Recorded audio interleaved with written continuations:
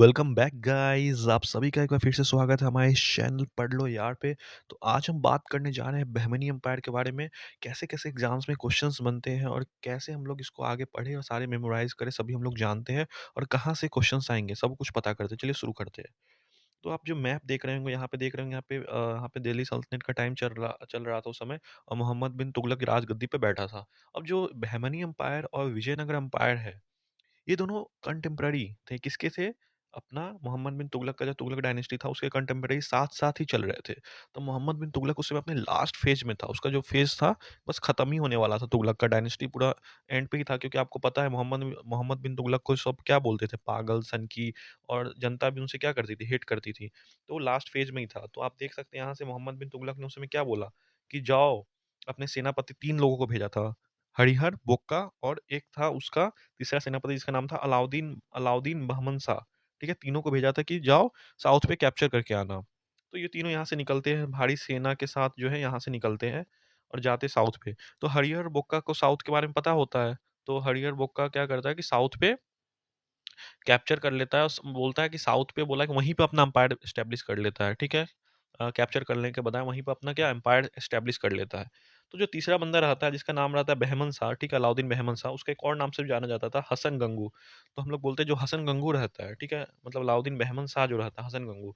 तो क्या होता है कि वो सोचता है कि यार मैं क्यों जाऊँ? मैं क्यों साउथ में जाऊँ? जब ये दोनों जो यहाँ पे कैप्चर कर लिए तो मैं भी यहाँ पे कुछ अपना बनाऊँगा एम्पायर।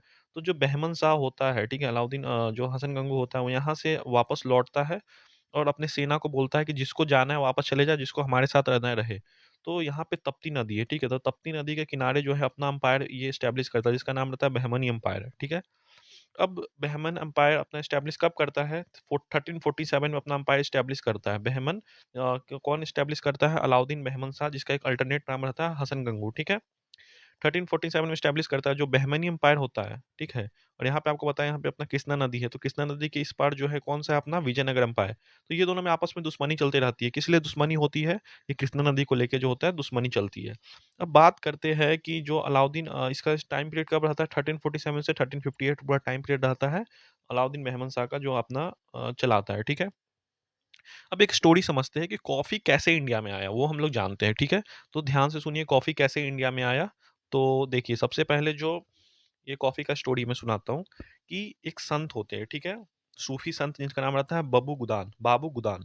तो सूफ़ी संत एक होते हैं बाबू गुदान। तो पहले क्या होता था कि जो कॉफ़ी जो कहाँ हमेशा जो उगती थी वो अरब में, ठीक है? अरब के साइड कॉफ़ी का ज़्यादा सोर्स था, वहीं पे उगाया जाता था, वहीं पे प्लांटेशन होता था और जो एक्सपोर्ट होता था कॉफ़ी का, वो क्या होता था कि कॉफ़ी को जो हम उसको एकदम रोस्ट करके और इसको जो कॉफ़ी का बीज होता है उसको एकदम हम लोग पूरा मिक्स करके एकदम भेजते थे, ताकि जो कोई दूसरा देश है वो कॉफ़ी का प्लांटेशन ना कर सके। तो पूरा रोस्ट करके एकदम कॉफ़ी को चूर-चूर करके भेजा जाता था एकदम पाउडर्ड फॉर्म में, ताकि कोई दूसरा देश अपना उस कॉफ़ी का प्लांटेशन ना करे, क्योंकि बीज ही नहीं भेजा जाता था। और अरब वाले इसको बहुत ध्यान देते थे इस पे कि कोई दूसरा देश कॉफ़ी का प्लांटेशन ना करे, ठीक है? सब इसीलिए आप देखेंगे अभी भी कॉफ़ी जो है वो अरब वगैरह का फ़ेमस है, ठीक है? तो जो सूफ़ी संत होते थे बाबू गुदाम, ठीक है? अब ये क्या करते हैं, ये जो है क्या करते हैं कि इनको भारत आना था। तो भारत में जो ये क्या करते हैं चुपचाप जो है कॉफ़ी के 7 बीज जो है लेते आते हैं। कॉफ़ी के 7 बीज उठा के लेते आते हैं और उसको जाके कहाँ पे प्लांट कर देते हैं, वो कर्नाटका में जो ब्रह्मगिरी हिल्स है, ठीक है? ब्रह्मगिरी हिल्स है उसके पास वहाँ पे प्लांट कर देते हैं कॉफ़ी, क्योंकि उनको पता रहता है कर्नाटक का एटमॉस्फेयर जो हिल्स का एटमॉस्फेयर है कॉफ़ी के लिए काफ़ी सूटेबल है। तो वहाँ पे ये प्लांट कर देते हैं। इससे कॉफ़ी का पूरा भारत में, और उसको क्या करते हैं ये, वो जो उसका प्रोसेस होता है कॉफ़ी को रोस्ट करके और उसको चूर-चूर करके ऐसे पाउडर फॉर्म में बेचना, वैसे बेचना शुरू कर देते हैं, ठीक है? तो वैसे क्या होता है जो कॉफ़ी किसको पसंद होता था, जो विजयनगर एम्पायर के जो वहाँ पे राजा उस समय बैठे रहे थे, राजा देवराय, तो उनको भी काफ़ी ज़्यादा पसंद होता था, ठीक है? तो काफ़ी कॉफ़ी का शौक था उनको भी, और यहाँ पे बहमनी को भी, अलाउद्दीन मेहमन शाह को भी था। तो ये ऐसा सीन रहता है, तो किसने लाया था, सूफ़ी संत बाबू गुदान ने, और सप्लाई किया बहमनी एम्पायर को, ठीक है, कॉफ़ी। तो ये चीज़ आप याद रखिएगा। अब बात करते हैं कि बहमन एम्पायर के जैसे आया तो उसको जो है उसका कैपिटल कहाँ बनाया गया? कैपिटल बना गुलबर्गा, ठीक है? कैपिटल बनाया गया गुलबर्गा में, ठीक है? और एम्पायर को 4 पार्ट्स में डिवाइड किया गया, गुलबर्गा, दौलताबाद, बेरार और बिदर, ठीक है? दौलताबाद, बेदार और बिदर। अब जो यहाँ हम अपने बहमन शाह रहते हैं, ठीक है? अलाउद्दीन बहमन शाह, वो जजिया टैक्स नहीं लेते थे। किससे नहीं लेते थे? अपने हिंदू वगैरह से जजिया टैक्स नहीं लेते थे। ये काम वो करते थे। कैपिटल कहाँ बनाया? गुलबार्ग में बनाया, जो कि कर्नाटका के पास है, ठीक है? अब अगला रूलर कौन रहता है? मोहम्मद शाह फर्स्ट रहते हैं, ठीक है? मोहम्मद शाह फर्स्ट रहते हैं, इन्होंने क्या किया? इन्होंने विजयनगर और वारंगल पे हमला किया था और वहाँ पे युद्ध करके और जीता था, ठीक है? अब इनके राज्य में क्या हुआ था, मोहम्मद शाह के राज्य में ये हुआ था कि गन पाउडर का जो यूज़ होता था उस टाइम पे युद्ध में, तो किसके रूल में होता था? क्वेश्चन पूछ सकता है, तो वो था मोहम्मद शाह के इनमें ये काम हुआ था, ठीक है? अब नेक्स्ट बनते हैं फिरोज़ शाह बहमनी, ठीक है? अब देखिए इनको ध्यान से देखिएगा, जो फिरोज़ शाह बहमनी होते हैं, तो उस समय जो विजयनगर एम्पायर चलते रहता है, ठीक है? उस समय जो यहाँ पे क्या आपको फिगर से समझाता हूँ, उस समय जो विजयनगर एम्पायर चलते रहता है, इसमें वहाँ पे रूलर कौन रहते हैं? हरिहर सेकंड, ठीक है? आपको पहले भी बताया था, हरिहर सेकंड रूलर रहते हैं, तो इसने क्या करता है कि ये यहाँ पे गोवा पे हमला कर देता है, यहाँ पे गोवा दूसरे राज्य पे बहमनी एम्पायर हमला कर देता है।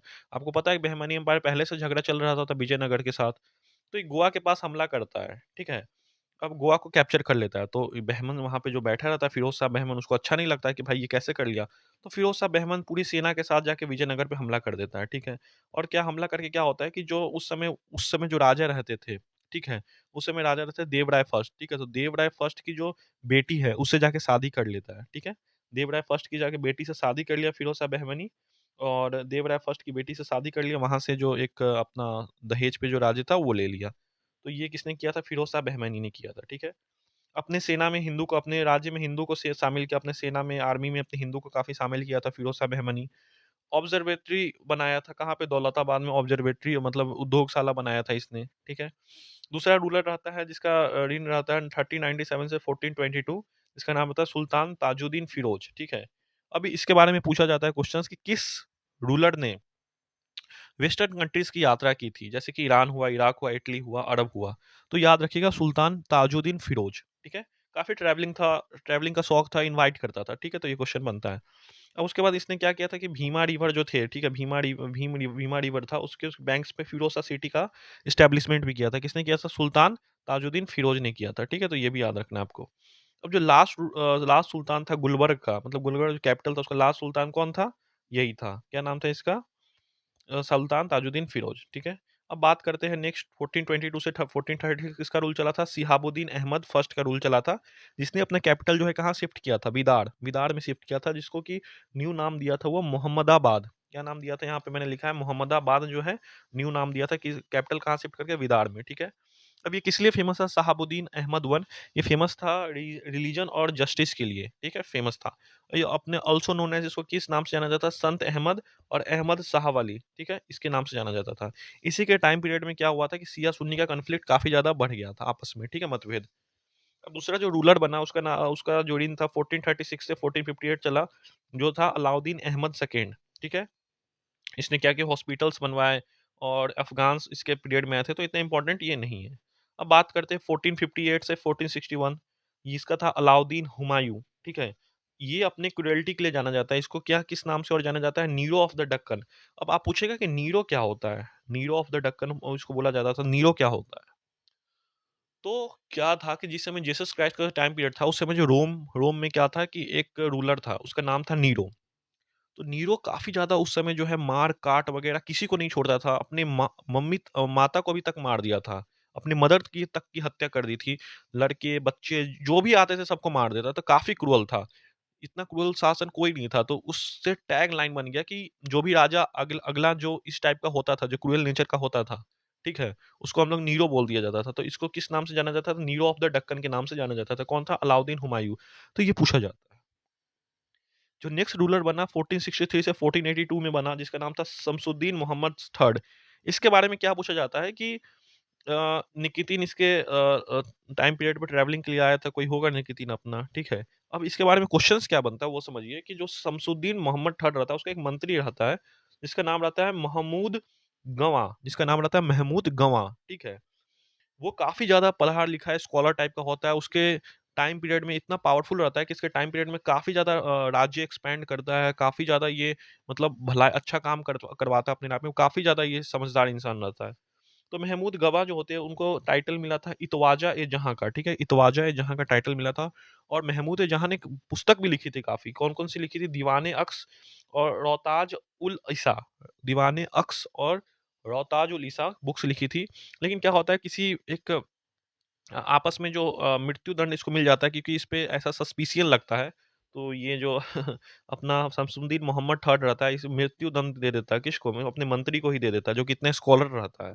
तो इसके बाद से जो है, यहाँ पे मंत्री की यहाँ पे मौत हो जाती है। किसी को सस्पिशन रहता है कि इसने राजद्रोह किया है, राज्यद्रोह किया है, तो इसमें जो है इसको मृत्युदंड दे दिया जाता है। अब जो लास्ट रूलर रहता है उसका नाम था कालीमुल्ला। कालीमुल्ला 1526 से 1538 तक चलता है इसका। इसी में क्या होता है, बहमनी एम्पायर का पूरा डिक्लाइन हो जाता है, पूरा खत्म हो जाता है बहमनी एम्पायर, ठीक है? तो ऐसे-ऐसे है। अब आपको याद क्या रखना है, इसमें पॉइंटर क्या करना है कि जो-जो स्टेट्स है, क्वेश्चन कैसे पूछेगा कि स्टेट्स का नाम बताओ जो दक्कन जो डिवाइड हुआ था, ठीक है? दक्कन जो है उसके बाद 5 पार्ट में डिवाइड हो गया, तो कौन-कौन से पार्ट थे, ठीक है? और दक्कन के स्टेट थे, उसके फाउंडर कौन थे? पूछेगा कि बीजापुर के फाउंडर कौन थे? तो आपको याद रखना है कि यूसुफ आदिल खान, ठीक है? बीजापुर के फाउंडर कौन थे? और कब हुआ था एस्टेब्लिशमेंट, ये हुआ था डायनेस्टी कौन-सी? आदिल शाही डायनेस्टी, ठीक है? बाद में जाके ऐसे-ऐसे हुआ था। अहमदनगर के कौन थे ये?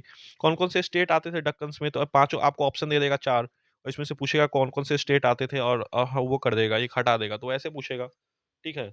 कौन सी स्टेट नहीं थी दक्कन की, उसमें से 4 ऑप्शन दे देगा, 1 नहीं देगा। तो वही वाली चीज़ है, इसको आपको याद रखना पड़ेगा। पूरा एक बार आप पढ़ के अपने याद कर लीजिएगा, ठीक है? अब बात करते हैं, क्या हुआ था कि जो 5 स्टेट जो क्या हुआ था, बहमनी एम्पायर जो डिवाइड हो गए थे आखिरी में 5 स्टेट में, ठीक है? अब उस समय का टाइम, जब विजयनगर एम्पायर में किसकी डेथ हो गई थी? राजा कृष्णदेव राय, जो कि काफ़ी एक समृद्धशाली राजा थे, ठीक है? तो उसकी डेथ के बाद क्या हुआ कि जो पाँचों जो राज्य वो एक साथ मिल गई, ठीक है? जो यहाँ पे बहमनी एम्पायर की पाँचों राज्य एक साथ मिल गई और अटैक कर दिया विजयनगर एम्पायर पे। किस पे अटैक कर दिया? विजय पे अटैक कर दिया। उस समय वहाँ पे जो मंत्री थे, वो राम राय जो थे, राम राय फर्स्ट वहाँ पे मंत्री बैठे हुए थे, उस पे अटैक कर दिया। और इसी युद्ध को बोला जाता है तालीकोटा का वार, ठीक है? तालीकोटा का वार बोला जाता है, जो कि 1565 में हुआ था, तो ये बहुत इंपॉर्टेंट है, इसको याद रखना है, ठीक है? इसको और नाम से जाना जाता है, राक्षस टंगड़ी के नाम से, और बनी हड्डी के नाम से भी जाना जाता है। तो आई होप आपको बहमनी एम्पायर क्लियर हो गया होगा। आज के लिए बस इतना ही। Thank you.